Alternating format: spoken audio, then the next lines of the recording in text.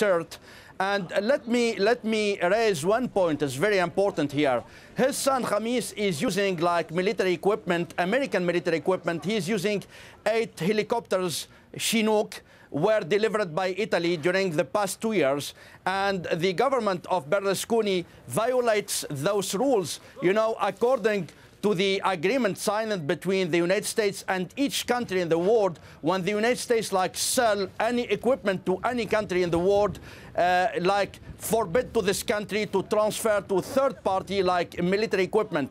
The government of Berlusconi violated those rules and delivered to Libya 8 helicopter Chinook used today by Khamis to transport and to move all the elements and the mercenaries from the 32nd Brigade from location to location. And the United States should investigate this affair. Well, you look at the possibility that those helicopters could be used against civilians. There's a renewed effort now in the United Nations to impose a no-fly zone. France and the United Kingdom are trying to persuade the other 3 permanent members of the Security Council to go along with that. Do you think they're going to succeed this time? Hopefully, and hopefully that the Security Council will vote a resolution and asking like a regional organization, which the Arab League, which like suspended the membership of Libya, to execute, to implement the no-fly zone. And the Arab League will be able to require from Egypt, which a country has the most capable military capabilities, especially like the Egyptian Air Force, which has like 220 F-16 with different variants, F-16C and F-16D, to implement this no-fly zone. I should like point out like Egypt has like its radars, which monitoring now almost 70% of the Libyan territory.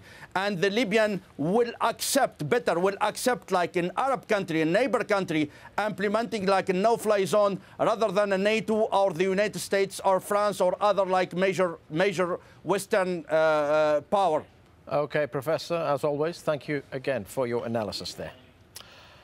The fighting in Libya continues to fuel a major humanitarian crisis as migrant workers flee to neighboring countries. Mohammed Val has been monitoring the situation on the Tunisian border town of Ras Ajdir. This is the Ras Ajdir border crossing between Tunisia and Libya, and as you can see, it's relatively calm today, particularly in comparison to the last few days when we saw an influx of more than 10,000 people every day. Today, they are speaking here about a few hundred only.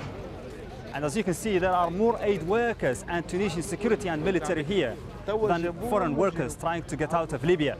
We have been talking to various people trying to understand why, considering that we know that there are still hundreds of thousands of workers stranded in Libya. There are a lot of West African, sub-Saharan African migrant workers in Libya are afraid to leave wherever they're hiding.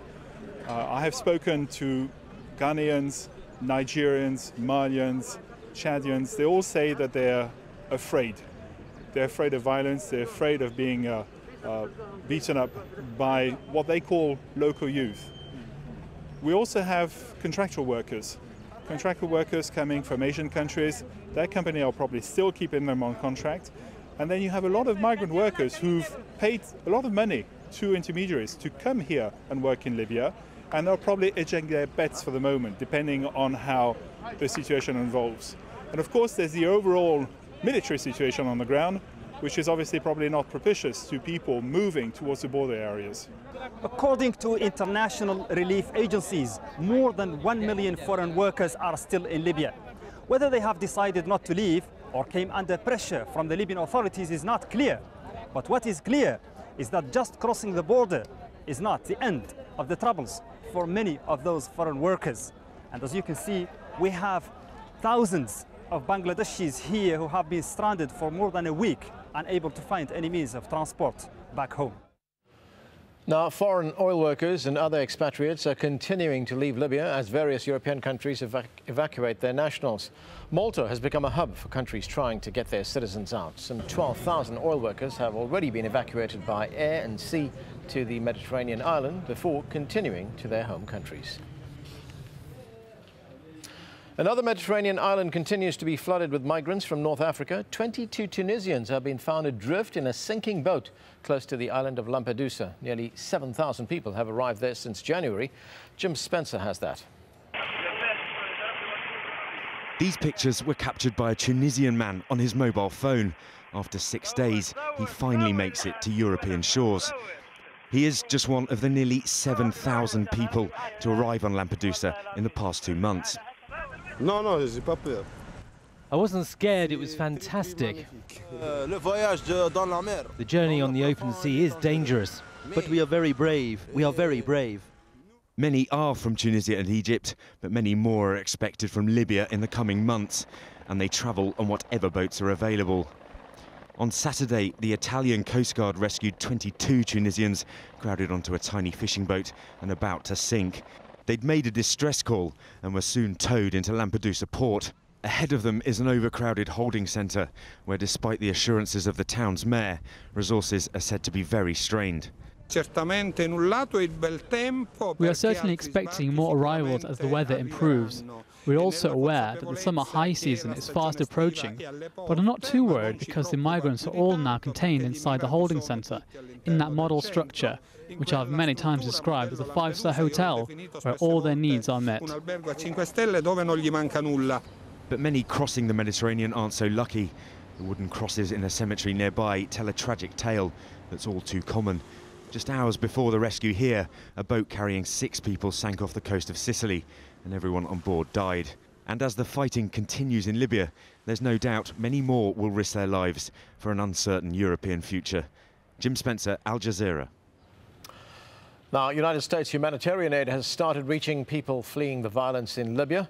For the details on that, let's go over to Shihab Ratanzi at our Washington Broadcast Center. Shihab? Thanks, Anand. The Pentagon says that aid is being distributed by the Red Crescent at Tunisia's border with Libya. The package includes 2,000 blankets, 40 rolls of plastic sheeting, and nearly 10,000 containers of water.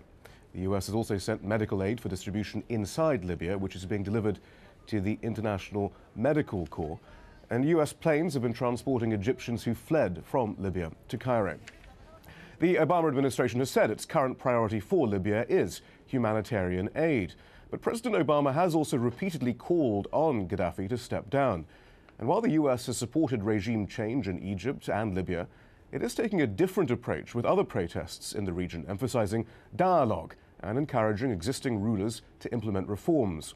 Some U.S. officials argue that each country's protest is unique and should be considered on its own terms.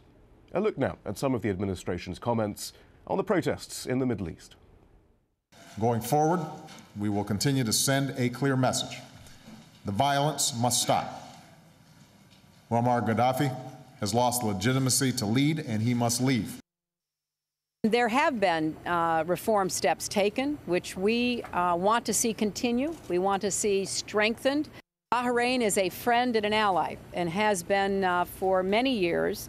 And while all governments have a responsibility to provide citizens with security and stability, we call on restraint.